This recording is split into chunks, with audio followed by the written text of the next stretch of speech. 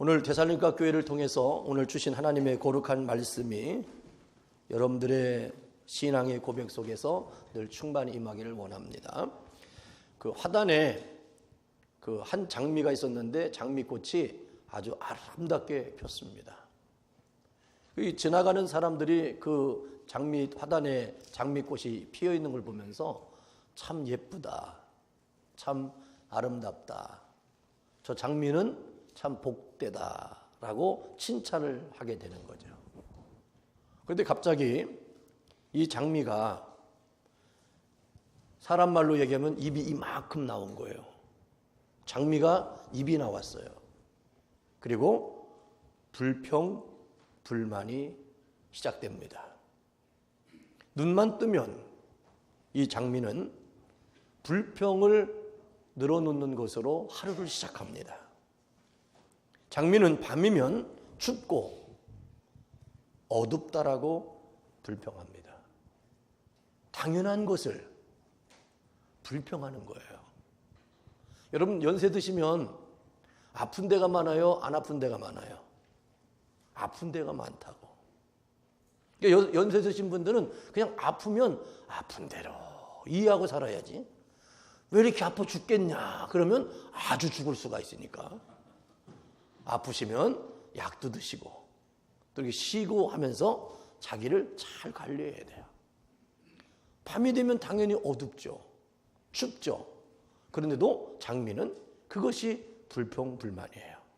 그래서 따뜻하고 환한 거실로 옮겨달라고 주인한테 불평을 얘기합니다. 졸라요. 그래서 주인은 그 장미가 바로 따뜻하고 밝은 데 옮겨달라고 그래서 화분에 옮겨 심어서 거실로 옮겨 두었습니다. 얼마가 지난 후에 장미는 또다시 주인에게 불평합니다. 여기는 나비가 찾아오지 않으니까 창가에 옮겨달라고 그래요. 그래서 주인은 또 창가에 옮겨 놓았어요. 그랬더니 하루는 소리를 지르면서 이렇게 외칩니다. 올해는 나비는 오지 않고 고양이가 자꾸만 와서 자기를 긁어대서 화가 나가지고 난 여기서 있을 수가 없다라고 또 장미가 불평불만을 하는 거예요. 그러면서 이렇게 얘기합니다. 주인의 안방에 예쁜 꽃병에다 자기를 꽂아달라는 거예요. 그래서 주인이 가위로 뿌리를 있는 가지를 딱 잘라가지고 잘 다듬어서 화분에 꽂고 방에다 옮겨놨어요. 며칠 후에 이 장미가 이렇게 주인한테 얘기합니다.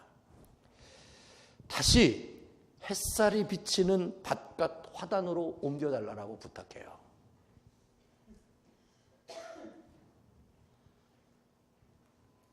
그러자 장미는 이미 뿌리가 잘려서 시들어 버렸잖아요. 주인은 장미를 뽑아 쓰레기통에다가 버리고 말았어요. 장미처럼 아름다운 꽃이 왜 쓰레기통으로 버려져야 했을까요?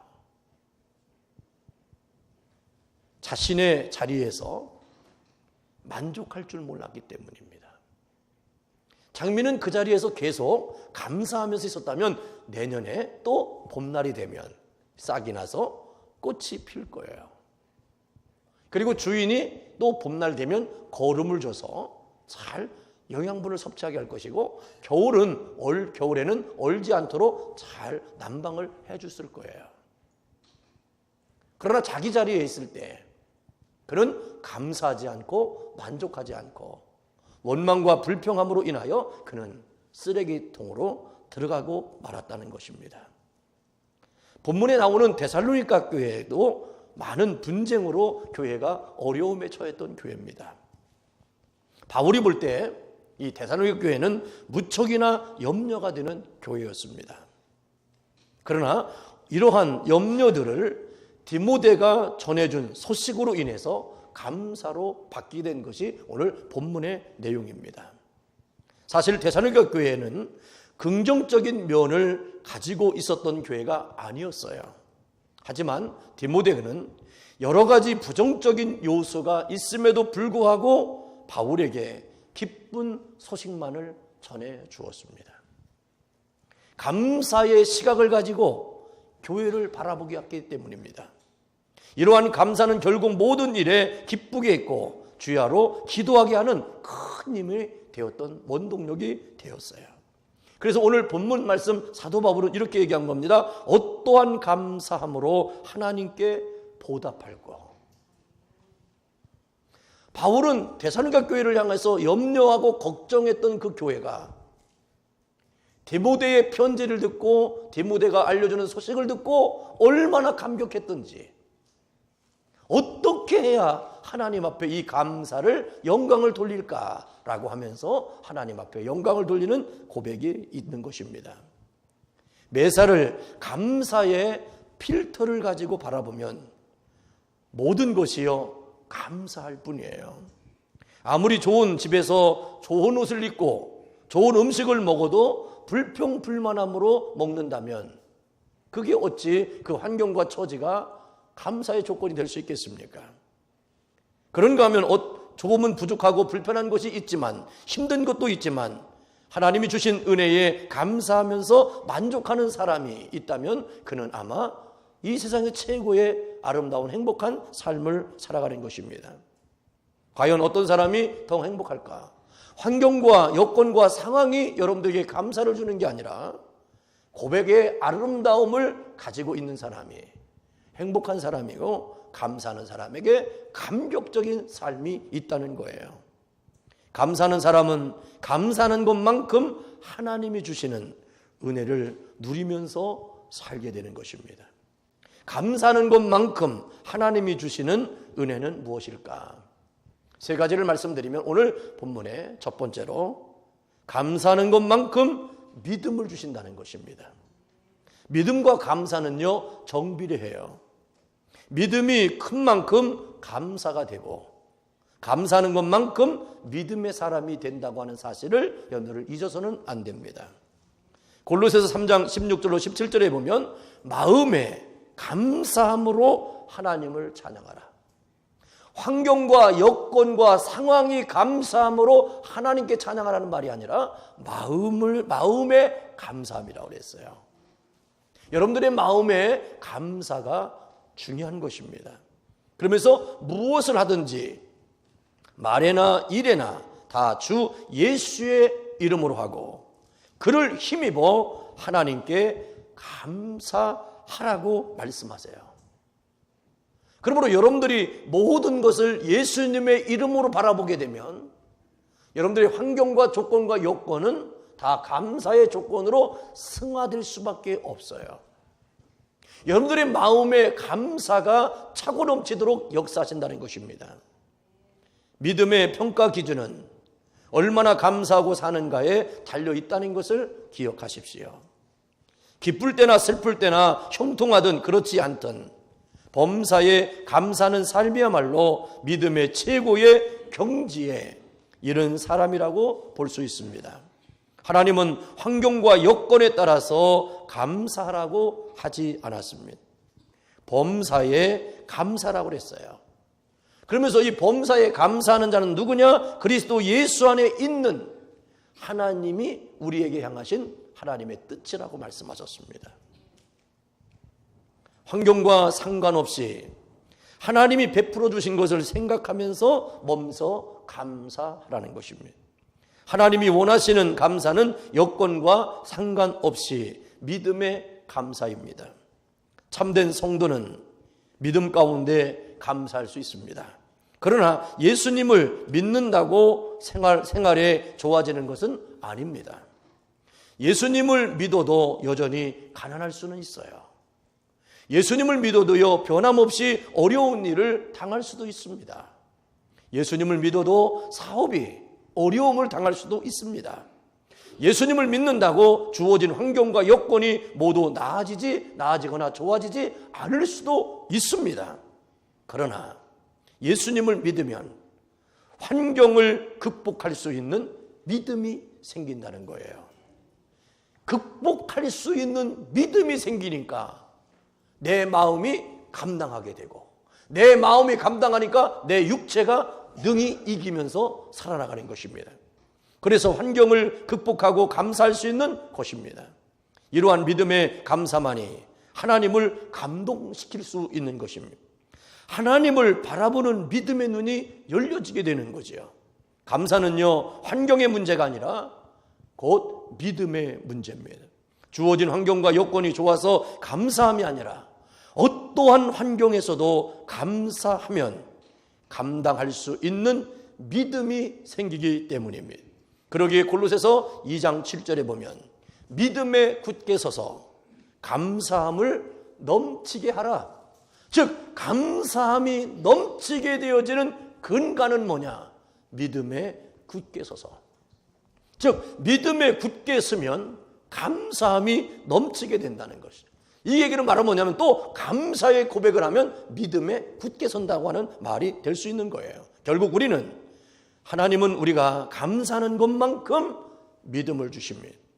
믿음의 사람은 환경이 좋아지고 여건이 나아짐으로 감사하는 것이 아니라 먼저 감사함으로 믿음의 눈이 열려짐으로 감사를 보고 선포하고 외치게 되어 있는 거죠. 그래서 우리의 입술에 권세를 주시는 거예요. 여러분들이 먼저 마음에 감사가 차면 권세가 주시는데 입술로 선포하게 돼요. 그 입술로 선포되어진 모든 일들을 하나님이 이루어지게 된다는 사실을 꼭 기억하셔서 여러분들이 감사하는 것만큼 믿음이 좋아진다는 거 꼭 기억하시기를 주의 이름으로 축원합니다. 두 번째는요, 감사하는 것만큼 능력을 주십니다. 시카고에서 태어난 사람 중에 웨너 솔맨이라고 하는 사람이 있어요. 1917년도에 태어났어요. 젊은 화가였습니다. 결혼하고 얼마 안 된 젊은 나이에 그만 중병에 걸렸습니다. 그리고 아내는 임신한 상태였습니다. 의사를 만났을 때 의사가 이렇게 얘기합니다. 당신의 병은 임파선 결핵입니다. 앞으로 3개월밖에 살지 못할 것입니다. 라고 얘기를 하는 거예요. 여러분, 다른 사람이 암에 걸렸대. 그럴 때 그러면 그렇게 충동을 안 받아요. 충격을 안 받아요. 근데 내가 의사 앞에 딱 섰는데 의사가 당신 암입니다. 이 소리를 들으면 거기서 할렐루야 하는 사람은 세상에 한 명도 없다. 그 소리를 듣는 순간 다리 힘이 빠져요. 그리고 속상해요. 그리고 자꾸만 주변 사람들이 미워져요. 그리고 원망하게 돼요. 왜 나에게 이런 일이 생겼을까? 그리고 다 다른 사람들 때문에 내가 이렇게 된 줄로 마음이 자꾸만 생기게 돼요. 이 솔맨이라고 하는 이 젊은이도 정말로 이렇게 의사로부터 3개월밖에 살 수 없다는 얘기를 듣고 얼마나 낙심이 됐겠어요. 또 아내에게 미안하고 다시 태어날 아이를 생각하니까 죄스럽기까지 하는 거예요. 그래서 이에게 엄청난 우울증과 좌절감이 들어왔어요. 이런 모습을 보았던 아내가 옆에서 이렇게 얘기합니다. 여보, 3개월밖에 못 산다고 생각하지 말고 하나님께서 3개월을 허락해 주셨다라고 생각하고 감사하세요. 아무도 원망하지 마시고 3개월이 어디예요? 천금 같은 3개월을 가장 아름답게 만들어 갑시다 라고 하면서 남편의 손을 딱 잡아주면서 황금같이 당신에게 허락하신 3개월을 일생일대의 후회 없이 최고의 축복을 누리며 이 시간을 공유하자라고 우울증과 좌절감에 빠져있는 남편의 손을 붙잡고 아내가 위로합니다. 두 사람은 3개월이나 생명을 허락하신 하나님께 감사하면서 열심히 일했습니다. 솔맨은 열심히 그림을 그렸습니다. 그런데 놀라운 일이 생겼어요. 3개월이 지났는데도 의사가 죽는다고 하는데, 따라합시다. 안 죽네. 의사가 죽는다는데 그 시간 지나가는데도 안 죽어. 안 죽으면 뭐 하면 돼요? 살면 되는 거예요. 죽으면 하나님이 데려가셨기 때문에 가면 되고요.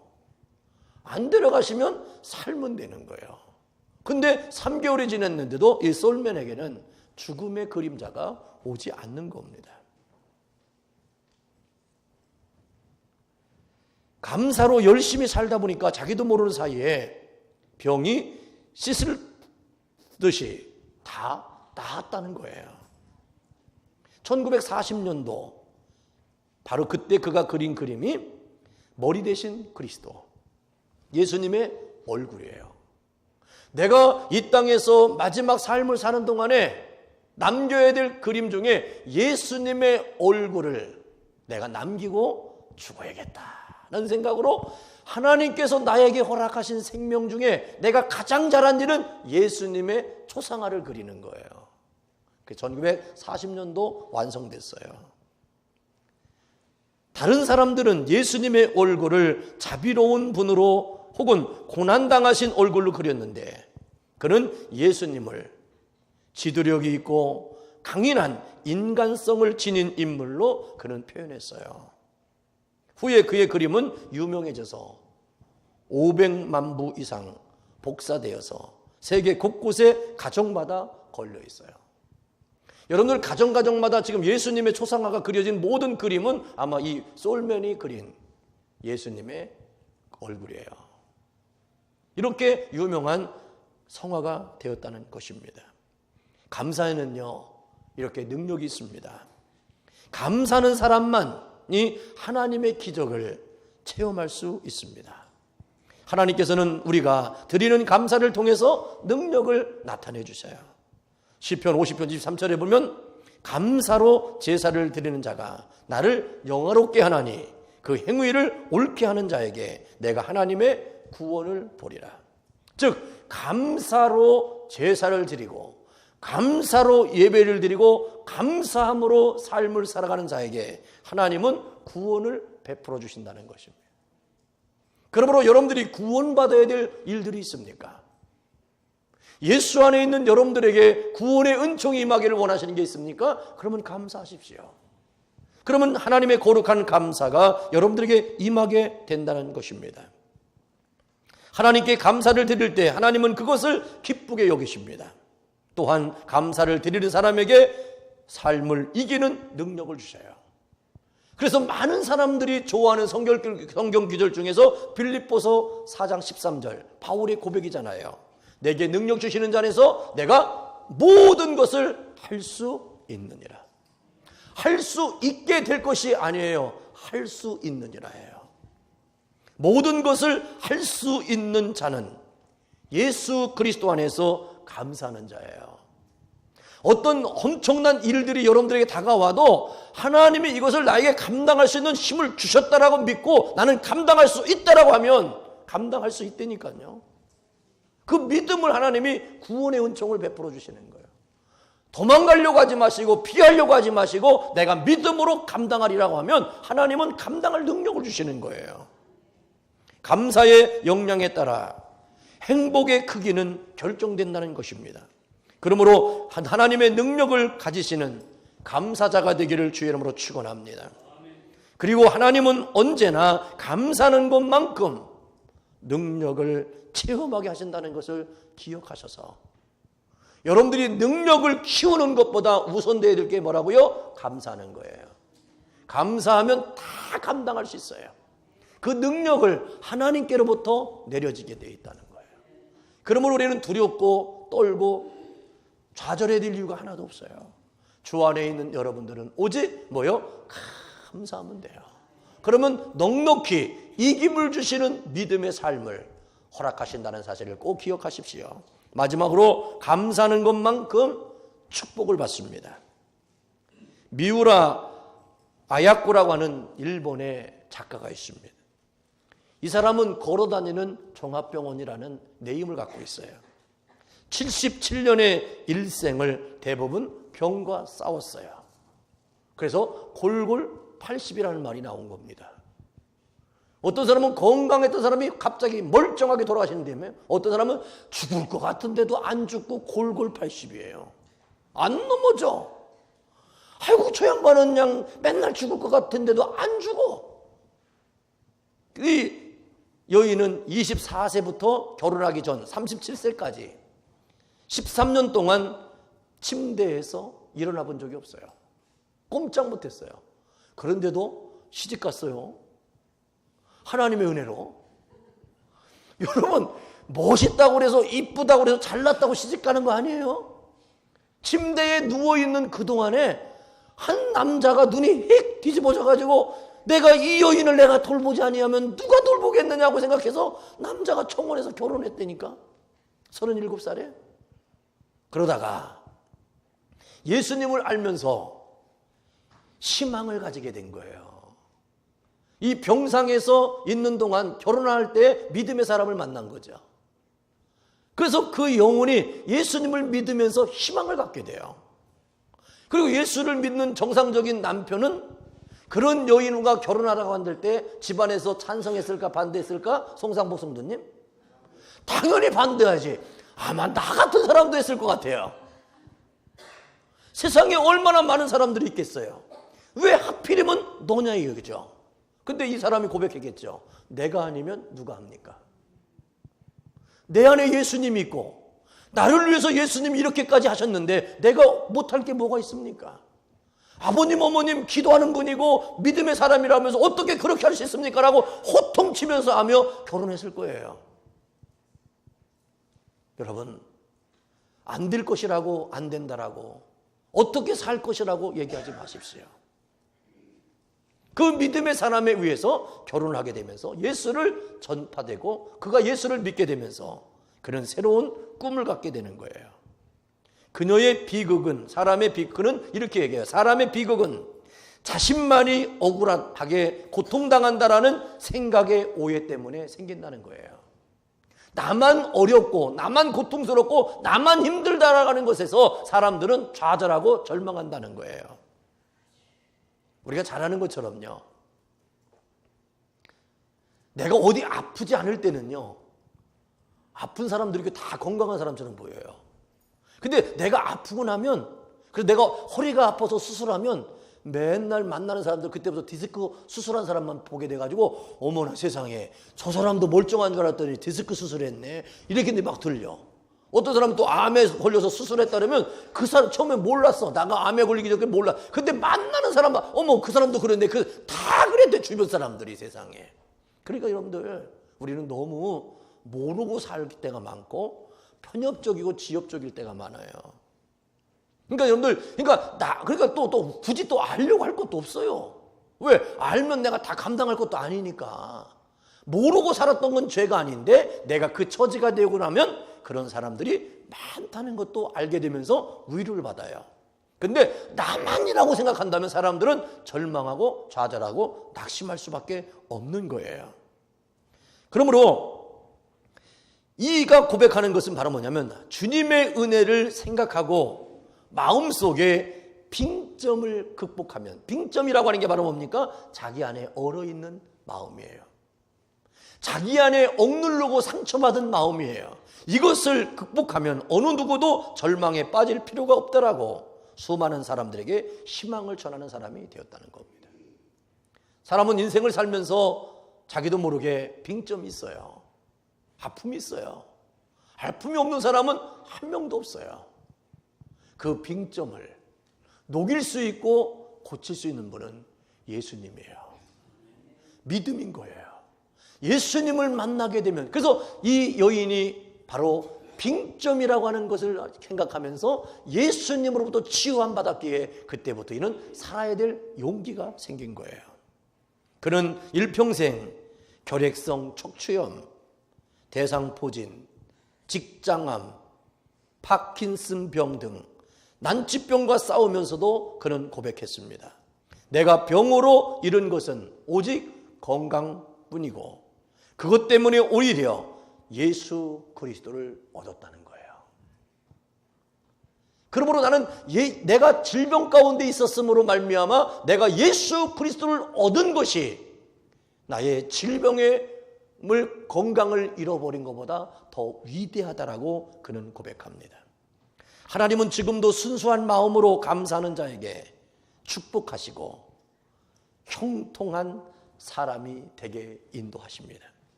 그러므로 삶의 위기가 있을 때에 먼저 감사해 놓고 위기를 대면하셔야 돼요. 위기에 밀리면 안 돼요. 위기 앞에 감사를 선언하고 차후에 그 위기를 대처해도 괜찮습니다. 여러분들이 어떤 문제가 생기면 그 문제를 감사함으로 대치하시고 그 문제를 해결해도 돼요. 따라합시다. 할렐루야, 감사합니다. 이렇게 먼저 한번 고백하고 시작하시라는 거예요. 그러면 하나님께서는 여러분들 그 모든 것들을 감당할 수 있는 축복을 허락하신다는 것입니다. 그 위기가 곧 축복의 기회로 만들어야 되는 거죠. 그러기에 우리는 어떤 때는 망했을 때에도 좋은 교훈을 내가 얻었다면 감사해야 돼요. 차가 부딪혔어도요, 몸이 다치지 않았으면 감사해야 돼요. 병에 걸렸어도요, 더 큰 병에 걸리지 않은 것을 감사해야 돼요. 문제가 생겼어도요, 내가 더 큰 문제가 생기지 않음을 알면 감사해야 돼요. 사업이 안 되어도요, 일용할 양식을 주셔서 감사하다고 그래야 돼요. 사업을 했는데 나에게는 이익이 별로 없고 종업원들은 계속 내가 종업원들 월급만 잘 줘도 나는 감사해야 돼요. 왜? 몇 사람을 먹여 살렸으니까. 내 수입이 조금 적어도 하나님께 감사하세요. 왜? 하나님께서는 나를 통로 삼아서 우리 가게를 통해서 많은 사람들이 삶을 살아갈 수 있다면 그것이 감사한 거죠. 나만 부자가 되는 것만 감사한 게 아니잖아요.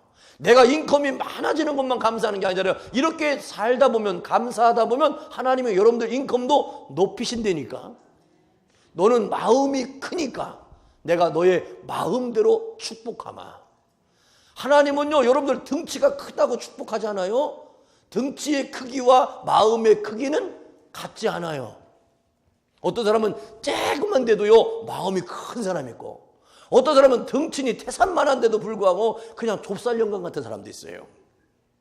여러분, 이 등치와 마음의 크기는 달라요. 근데 이 마음의 크기는 그냥 생기는 게 아니에요. 많은 일들을 경험하고 단련하고 깨지고 부서져야, 내 마음이 없어야 마음이 커져.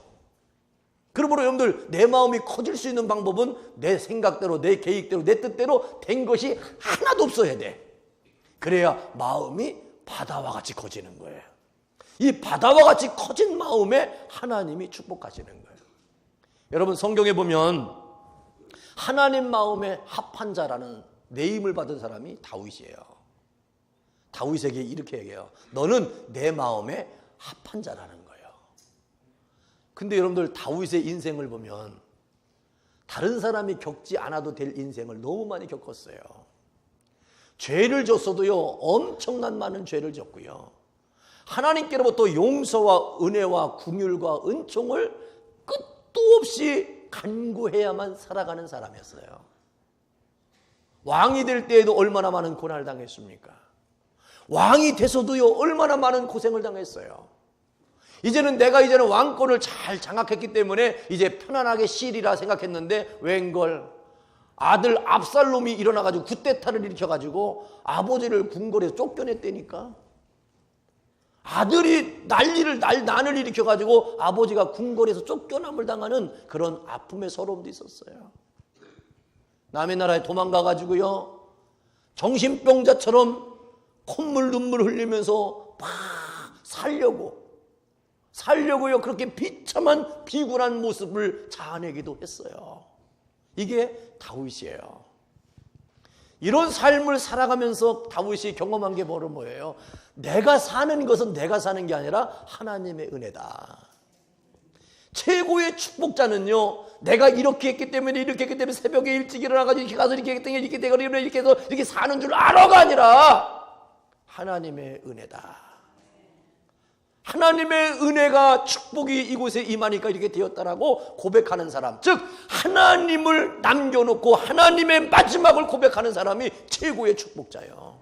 아직도 여러분들의 마음속에 내가 남아있으면 축복자가 아니에요.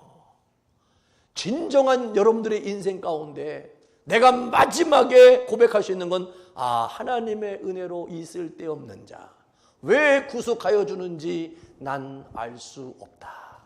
나는 알 수 있다라고 하는 것으로 결론 내면 그건 아직도 덜 된 거예요. 나는 알 수가 없는 것으로 고백하세요. 하나님의 은혜가 왜 나를 이렇게 사랑하시는지 난 아직도 알 수가 없어. 그 하나님의 은혜의 넓고 깊고 오묘하심을 아직도 내 같은 죄인은 알 수가 없구나. 그 은혜를 고백하는 그 순간이 하나님이 남겨질 수 있는 자리예요. 근데 이제는 별별 일을 다 당해보니까 내가 이제는 하나님을 알 것 같아. 나는 이제 하나님을 알아. 그런 순간 내가 안다는 그 말에 하나님이 깜짝 놀라서 떠나셔. 너에게 머물러 곳이 없는 거예요. 여러분, 우리는 알 수 없는 그 은혜로 여기까지 살아왔어요. 신앙의 자세가 중요합니다. 우리는 어떤 상황과 여건 속에서도 감사하며 살 수 있도록 지음받은 거룩한 존재예요. 이제는 내가 예수 그리스도를 믿음으로 말미암아 여기까지 삶을 살아오면서 내가 고백할 수 있는 건 바로 뭐냐? 하나님의 은혜로 됐습니다. 그러므로 하나님을 향한 감사가 우선되지 않는 기도는 효과가 없어요. 감사가 빠진 찬양은요, 의미가 없어요. 감사의 자세가 없이 드리는 예배는 역사하는 힘이 없습니다. 감사 지수는 높을수록 좋습니다. 여러분들이 감사하는 내용을 듣고 옆 사람이 그것까지도 뭘 감사냐라고 핀잔 주는 사람이 많아지기를 주의 이름으로 축복합니다. 옆 사람이 여러분들이 감사하는 소리를 들으면 듣기 싫어야 돼. 어머나, 이 물 한 잔도 아이고 감사합니다. 하나님 감사합니다. 단돈 10달러가 내 주머니 들어도 하나님 10달러 주심을 감사합니다. 그러면 옆 사람이 이렇게 눈을 뜰 거예요. 그래도 여러분들 그거 감사해야 돼요. 왜? 저 사람은 아직 뭐가 감사한지를 모르는 거예요. 여러분들 한 숟갈을 먹을 때 소화가 잘 목으로 넘어갈 때 하나님 감사해요. 이렇게 감사의 고백으로 먹으면 여러분들 감사 대단한 축복이에요. 그럼 어떤 사람 막 칭찬 주겠지. 아니 당연히 입에 넣고 씹으면 넘어가는 게 정상이지 뭐가 그리 감사해. 이건 아직도 병원 안 가봐서 그래. 병원 가보면요 밥 한 숟갈도 안 줄 때가 많아요. 그리고요 입에 넣었다가 막 토하는 사람이 얼마나 많아. 여러분들 넘긴다는 건 대단한 능력이요. 그건 아직도 모르는 게 많은 거예요. 이거 넘어갈 때 얼마나 감사한지 아십니까? 물 한 모금 먹고 왜 병아리가 하늘 한번 쳐다볼까? 병아리는요 물 한 모금 먹고 한번 하늘 한번 쳐다보게. 왜? 병아리는요 이 물 넘기는 게 쉬운 게 아닌 걸 알아. 그래서 고개를 쳐들어야 꼴가닥 넘어가. 여러분들 약 먹을 때 이렇게 먹고 이렇게 먹어? 약 드실 때 어떻게 해요? 먹고 그걸 싹 넘겨. 그래야 약이 싹 넘어가잖아. 그거 마찬가지인 거예요. 닭은 다 알아. 근데 여러분들은 몰라. 꼭 약 먹을 때나 올려. 밥 먹을 때도 올리고 감사해야 돼. 우리는 감사가 이렇게 차고 넘쳐야 되는 건데 우리는 너무나 잃어버리고 산다는 거예요. 왜? 하나님을 아직도 내 마음에 끝까지 남겨두지 않기 때문에 그래요. 왜? 내가 살아있기 때문에. 오늘 여러분들 감사하는 것만큼 믿음이 더 좋아져요. 감사하는 것만큼 더 능력이 임해요. 감사하는 것만큼 더 축복을 받는다는 사실을 꼭 기억하셔서 오늘 여러분들이 말씀을 듣고 사는 여러분들은 무조건 우리의 인생의 나의 인생의 삶 속에 나는 오직 감사하리라. 이 고백으로 여러분들의 삶을 날마다 수놓아서 갖고 나가시고 여러분들의 감사의 고백에 옆 사람이 핀잔을 주면 줄수록 여러분들은 더 큰 감사의 믿음의 축복의 주인공이 된다는 걸 꼭 기억하셔서 옆 사람이 나를 축복하는 것도 아니고 옆 사람이 나에게 능력 주는 것도 아니고 옆 사람이 나에게 믿음 주는 것도 아니요 오직 하나님이 주시는 거니까 하나님 마음에 합한 자의 거룩함을 늘 이루어가기를 주님의 이름으로 축원합니다. 기도하겠어요. 할렐루야. 아버지 하나님, 지금까지 불평하고 원망하던 것과 만족하지 못한 일들을 거꾸로 뒤집어 감사하는 자 되게 하여 주시기를 원합니다. 앞으로 어떤 형편에서든지 어떤 상황에서든지 하나님 앞에 감사한다면 감사하는 것만큼 우리에게 믿음을 더하시고 능력을 더하시고 축복을 더하시마 약속하셨사오니 이제 믿음 있는 자, 능력 있는 자, 축복이 더하는 하나님의 사람들로 쓰임받을 수 있도록 복의 복을 더하시기를 예수님의 이름으로 축복하며 기도하옵나이다. 아멘.